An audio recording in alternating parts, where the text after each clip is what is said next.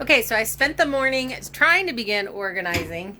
It's just such a tiny space. It's really hard to figure out where to cut things. I can't just take them outside. It's really snowy out there and raining. So I kind of started rearranging the setup. I took out one of my firewood things because I don't think I'm going to buy any more firewood or get any more firewood.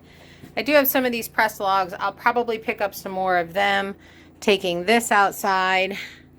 Yesterday I finished the uppers, but I did notice, like on this one, I have these switched upside down, and I'm not really sure that my holes line up well, so I'll address that when I start doing the shelves. But I'm really excited that they're done. I'm ready to move on to this area.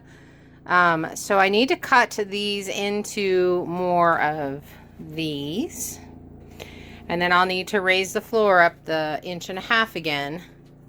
And then same with the stove. That has to be raised up and dusted off. All that sawing right here yesterday like made it really dusty. So I'm gonna just get everything rearranged again and then get started cutting everything to size. And then we have to bring in some of the 2x3s, lay them on the floor, raise up the floor height, and then start assembling. So I'm really excited. Good morning, my friends. If you're new to the channel, I'm Heather, and I'm building a tiny house out of a shipping container up here in northern Idaho. This has been a 3-year journey. I have some other things going on because I'm actually building a homestead. So I hope that you would choose to stay here and hang out and enjoy the journey. These cabinets are making such a huge difference to get this kitchen finished. He's so cute, Chloe. Look at you, look at you, look at you, look at you, close up. I got your belly, I got your belly. So my goal this winter was to bare minimum get this kitchen done and the bathroom. It makes such a huge difference in the overall scheme of things. We do have an outhouse, so during the summer it's not a big deal, and an outside shower. So if the bathroom doesn't get done before spring comes and it's time to move outside and work, that won't be as too big of a deal. But cooking has been really difficult without a kitchen, and so this has been a big, huge thing for me. And I've never built cabinets before, so I definitely struggled with, is this something that I could do? Because you always hear cabinet building is so difficult, and it's actually not. So far they've stayed together and haven't fallen apart, so we'll just see how it goes as we continue to live in this space. But I definitely have learned some things that I would do different. The most difficult obstacle that I have is the fact that I'm building in such a tiny space. There really is not space to spread out, and I think that would be my biggest complaint if we're bringing up complaints. If you yourself are thinking about doing this, make sure that you have a place to build in, and then you can get out of the elements and actually cut things, even if it's just a carport and you have the space to have an actual table that you can work off of. That's been my hardest thing. But I have enjoyed so much sharing this with you guys, and your comments, and the help that you guys give me in the comments has been amazing. So I really appreciate that. Continue to keep sharing your knowledge. That's how I learn. So if you've been following along on this kitchen build, you know that I have been discussing my journey through the 12 steps of recovery. And today I'm actually going to talk about the 4th step. And I think the 4th step is the one that people are the most afraid of. And the reason being is because it's a personal inventory. And learning that it really does not matter what other people do around you. You are still responsible for your own personal journey. And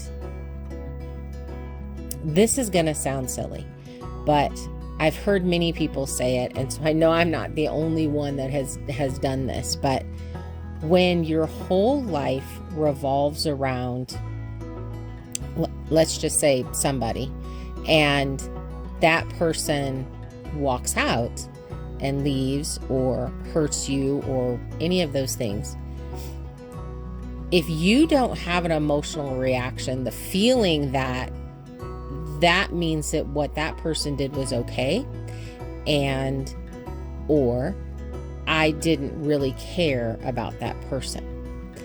So that was what was stuck in the back of my mind personally.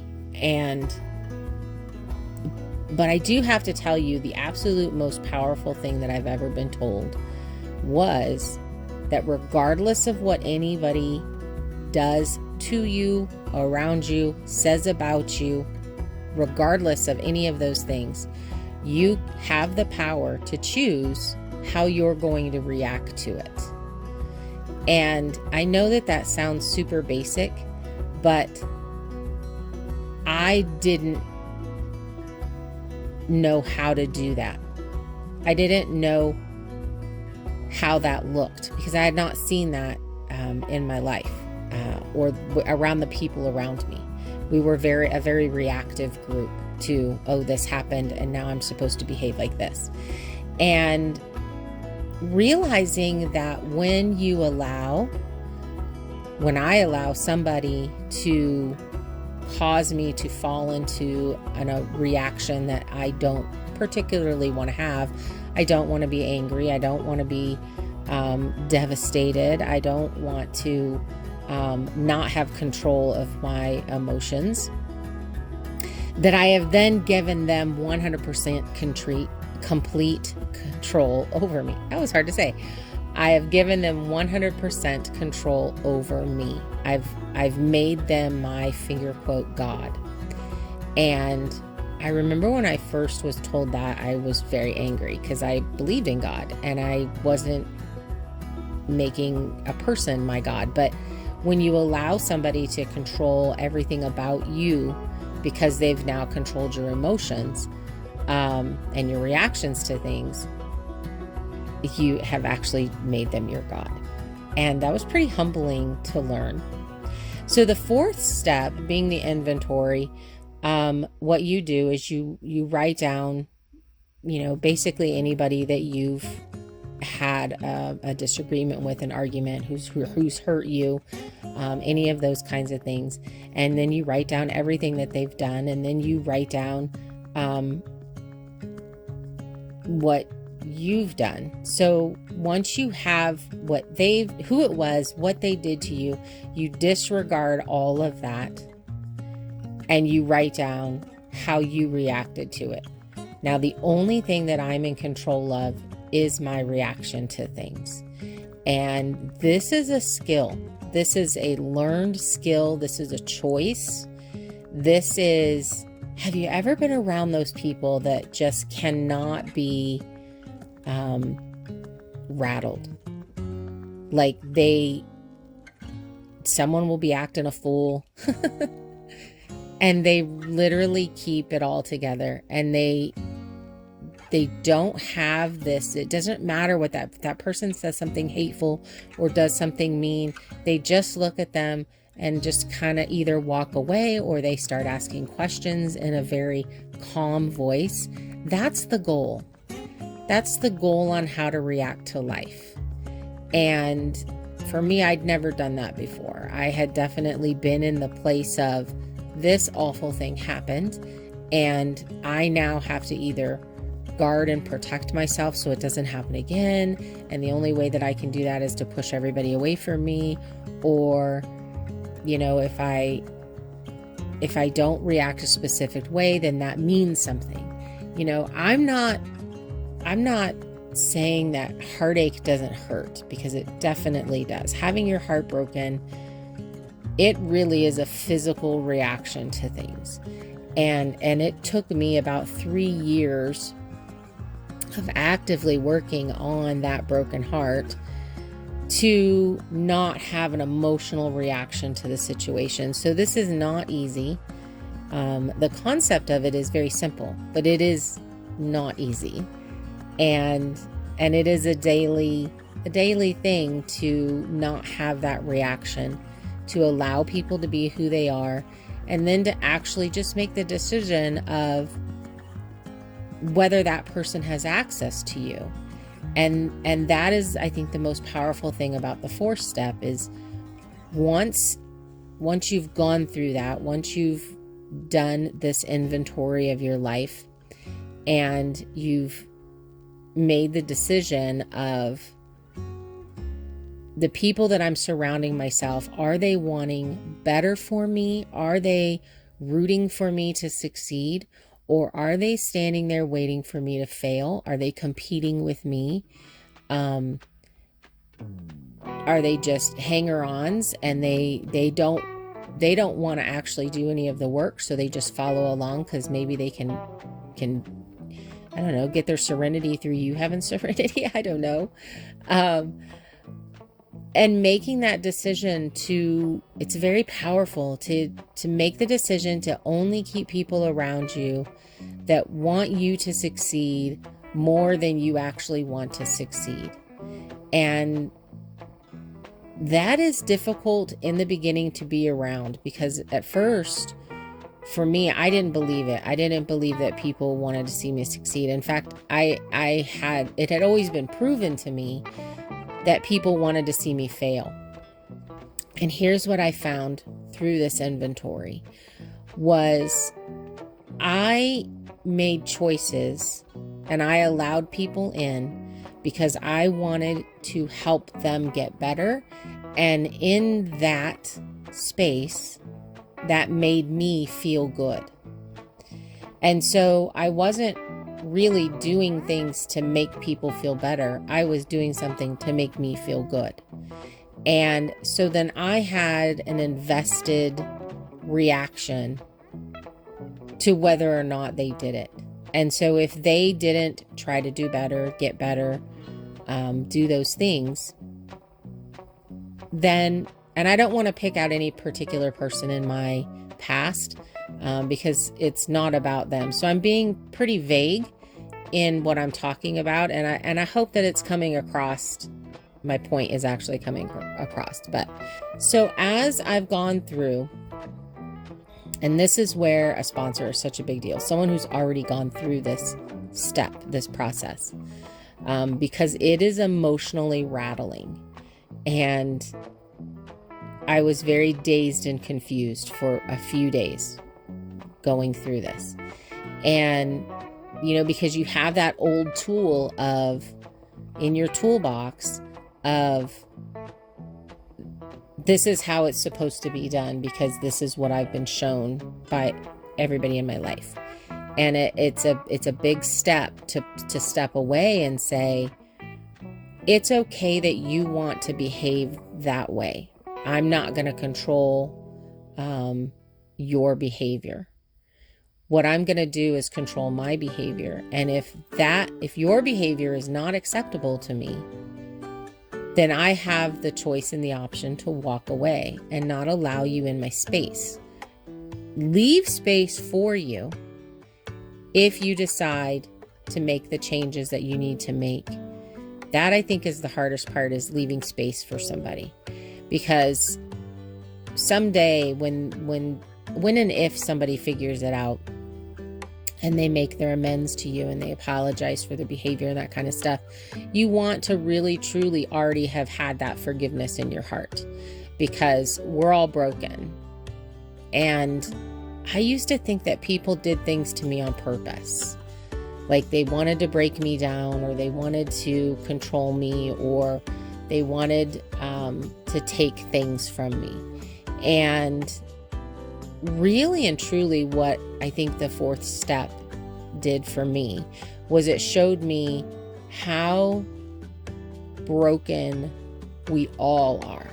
We all have this baggage. We all have a reason for the behavior that we have. Now, there are people who have chemical imbalances and they can't control those things. And that's not what I'm talking about.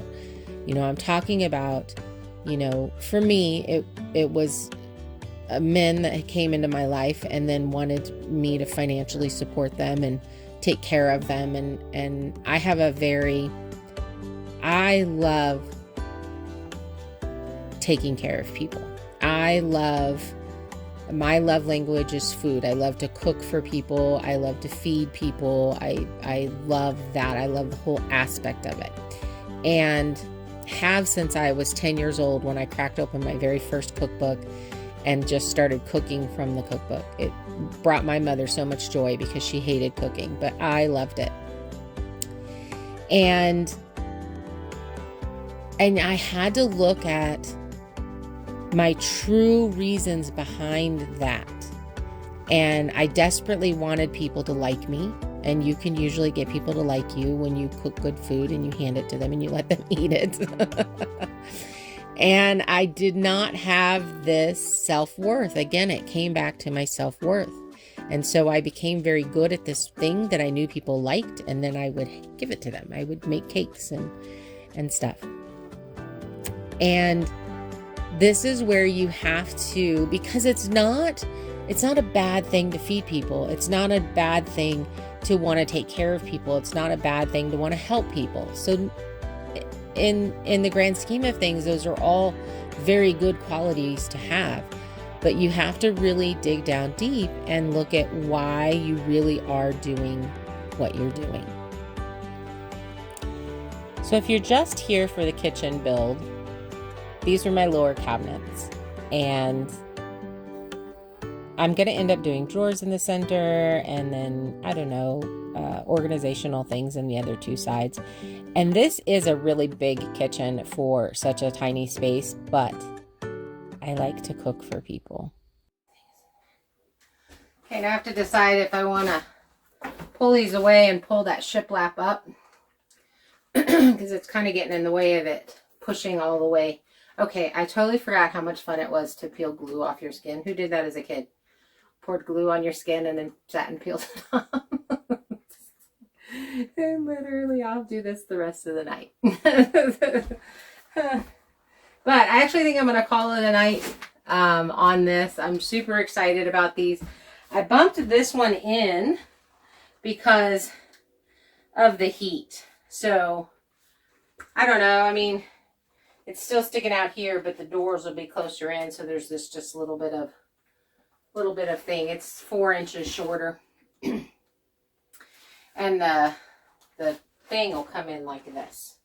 So I am probably going to pull that piece away from the back, or I've got some more pieces that I can actually stack on top of it.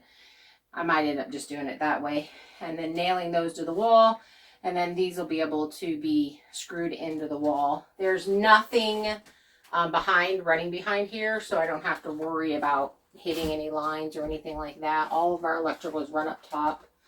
And I saw these. I was going to put my plug-ins like in here and then put a faux bottom and finish that off, and then there would be plug-ins right here. But I saw these ones that are already all wired up and everything, and they just run along the back, and that's probably what I'm going to end up doing, getting some of those. They're kind of expensive, but that would keep me having this whole space and not losing, 4 inches out of the bottom of this just for one plug-in. But I do want one plug-in for each cabinet. And then I will be running the line for up there, but I'm waiting on Randy. He's going to help me drill that hole. But man, this kitchen is coming along and I'm really excited about it. Thank you guys for hanging out with me. I really appreciate it.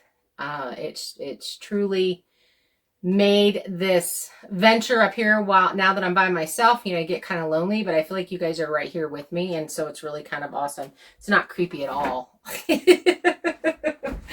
Whew.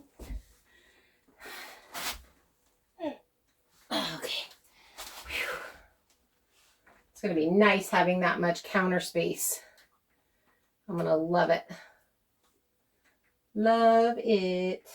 Love it. All right, I'm going to take a break, rest my back for a second.